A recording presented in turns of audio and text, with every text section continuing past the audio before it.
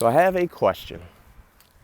If the Detroit Lions end up with the number 1 pick in this upcoming draft, would you fire Dan Campbell?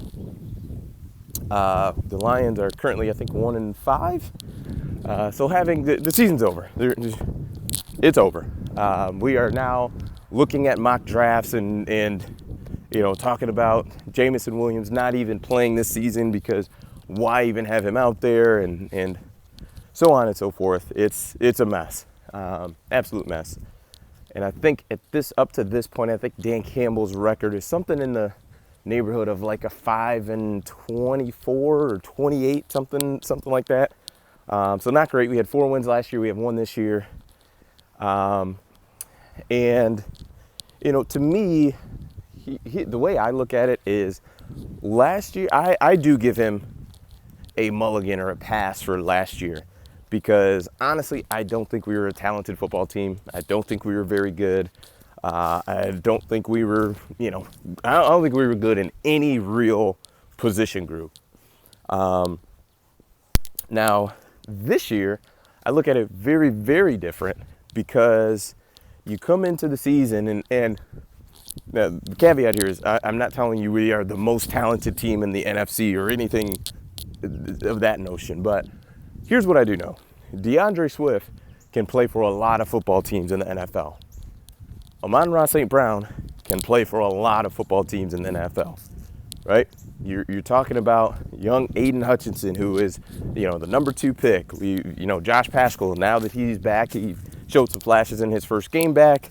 We got Craig Reynolds, Tim Reynolds, DJ Chark, who also can't stay healthy.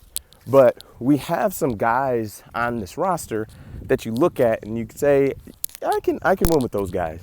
Now, as I mentioned, I don't think we are, the most talented team in the NFC, but I do think we're more talented than the Bears, and the Bears are in a better position than we are. Before the season started, I had penciled both of those Bears games as wins, as fans always do, right? We win, loss, so on and so forth. Like, yeah, I think we should beat the Bears twice. I'm not as comfortable with that anymore because they're playing better. It may not look great or look flashy, but a win is a win, and we only have 1 of them. So, and also with Green Bay is an absolute mess right now, and they're in a much better spot than we are. And really, obviously they've got Aaron Rodgers, talented guy. But outside of him, maybe Aaron Jones, I mean, who am I missing as far as game breakers there, right? Za'Darius Smith is not there anymore. They still have some corners and some guys on the back end, but I mean, we shouldn't be by far the worst team in the NFC North. We should not be that. Absolutely not. And I think that the Vikings are a slightly better team than us on paper, but they beat us, right, at home. So it's something that you, like this year, I don't give him a pass for that. And if you're telling me that we're going to be the worst team in the NFL this year, it would be a very difficult choice. Because to me, the way that would have to happen is we would have to continue to have meltdowns at the coaching level in these coaching decisions of 4th down, go for it, don't go for it, all this, we're not going to kick a field goal. And I think that would need to continue, or it would be injuries, which that's a hard thing to fire a coach because the team, your star players are hurt. Amon-Ra St. Brown's missed the last 2 games. I think DeAndre Swift's missed the last 3 or 4. And those are literally a huge chunk of our offense. So, honestly, I'm torn on the decision because a part of me thinks that Dan Campbell's just not going to be able to get this done.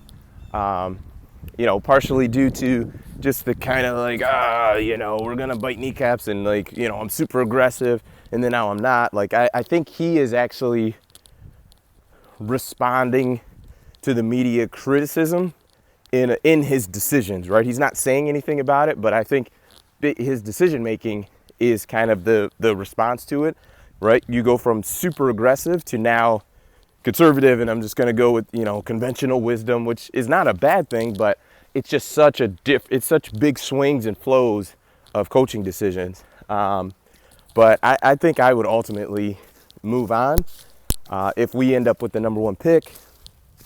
And part of it is I am just not sure Dan is equipped to bring in a number one quarterback and have success. Maybe Ben Johnson, maybe it's way too soon for that. I don't know. But I think if the Lions get the number one pick, I think I would move on from Dan Campbell. What are your thoughts?